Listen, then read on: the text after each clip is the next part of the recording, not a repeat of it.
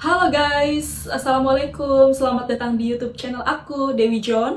Nah, YouTube ini menceritakan tentang kisah horor yang ada di Turki. Gimana, penasaran kan? Let's go!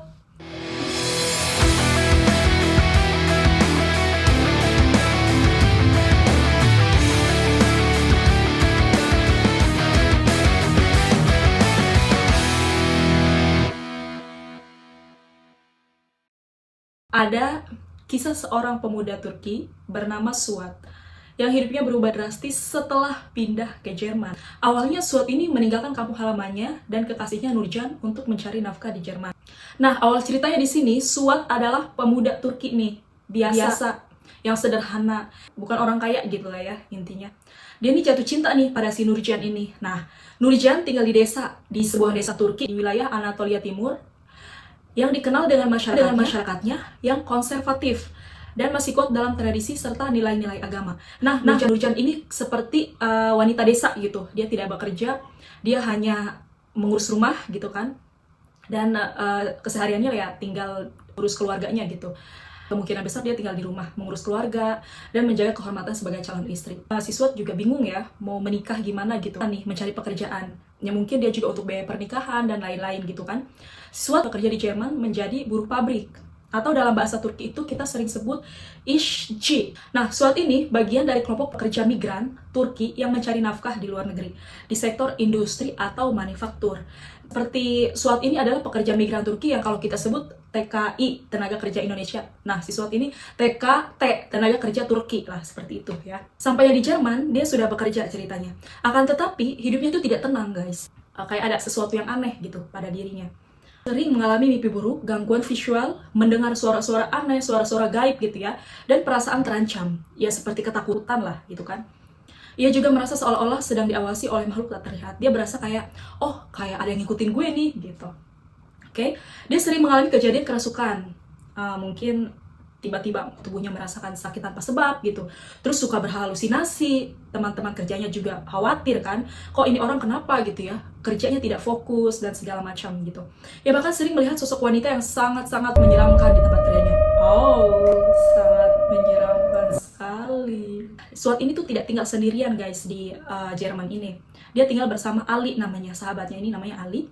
Ali ini adalah teman sekamar dan rekan kerja Suat di Jerman. Dia tahu kejadian semua yang dirasakan Suat ini. Karena mereka tinggal sekamar, tinggal serumah, pasti dong si Ali ini tahu semua tentang apa yang terjadi, bagaimana dia menyaksikan si Suat ini berubah gitu ya, tidak seperti orang normal pada umumnya. Ali ini mengajak Suat ya, ayo dong kita ke tempat hiburan gitu. Soalnya mungkin kamu dengan hiburan mungkin kamu merasakan kenyamanan gitu kan. Ya kayak seperti macam obat stres lah gitu ya.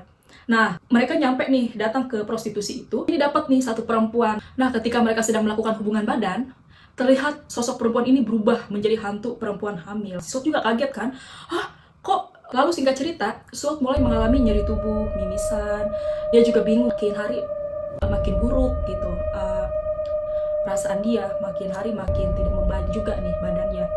Dia sesak nafas, dia juga merasa tubuhnya sakit tanpa sebab yang jelas dan tidak membaik meski diberi obat-obatan. Tenaga medis juga mengarahkannya ke pemeriksaan lanjut, termasuk meronsen gitu ya, apa sih sebenarnya yang terjadi, apakah ada sesuatu di paru-paru atau sesuatu di badan dia gitu, sehingga kenapa sih penyakit ini tuh apa gitu sebabnya.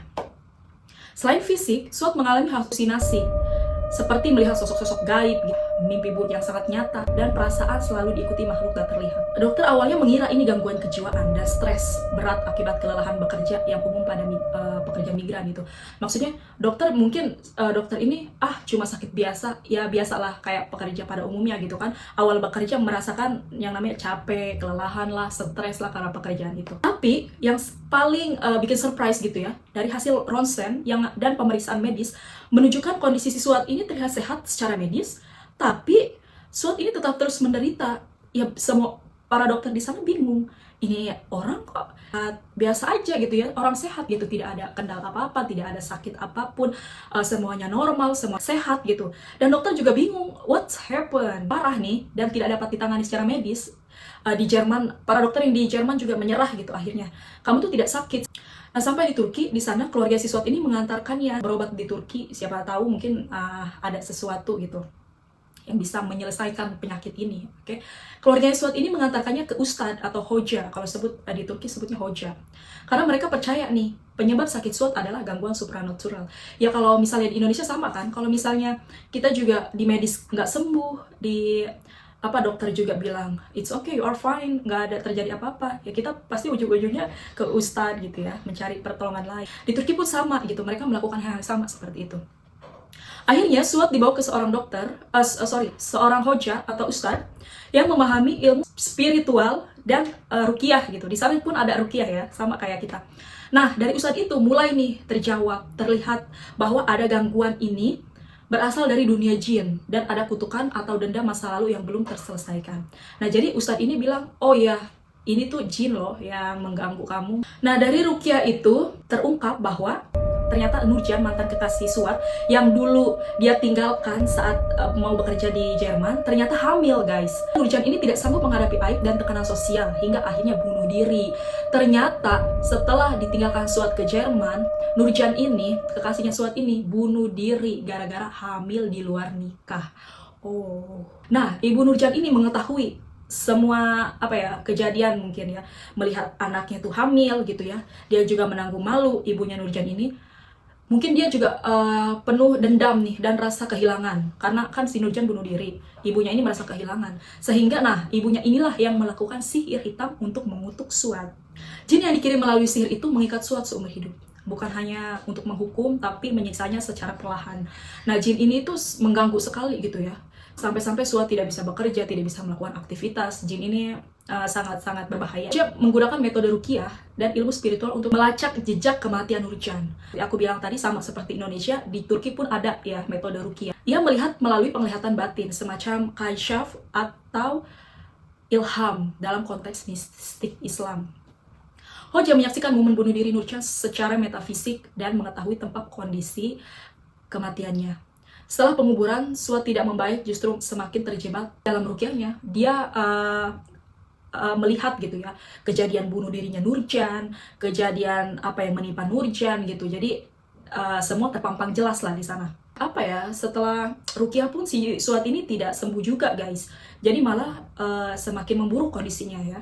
Tidak bisa membedakan mana yang nyata, mana yang gaib, mana dunia nyata, mana dunia maya gitu ya. Dia tidak bisa membedakan lagi. Dalam situasi ini kadang Suat itu merasakan bahwa dia tuh menikah dengan si Nurjan ini, memiliki anak, seperti itu ya. Tapi padahal semuanya itu halusinasi guys, semuanya itu tidak benar. Suat menjadi manusia kosong, hancur mental, dan tidak bisa kembali ke kehidupan normal. Dia sudah tidak bisa disembuhkan lah. Ruqyah itu pun tidak membantu juga, tidak membantu sama sekali untuk pengobatannya. Dan pada akhirnya si Suat juga dikabarkan meninggal dunia guys. Kondisinya tidak membaik, semakin lama semakin buruk, akhirnya dia juga meninggal dunia. Nah, dari kejadian ini kesimpulannya adalah bahwa beberapa dosa tidak bisa diselesaikan hanya dengan permintaan maaf. Jadi itu aja cerita horor kali ini, cerita pertama aku. Kurang dan lebih mohon dimaafkan. Jadi sekian dulu guys cerita dari aku. Bye bye.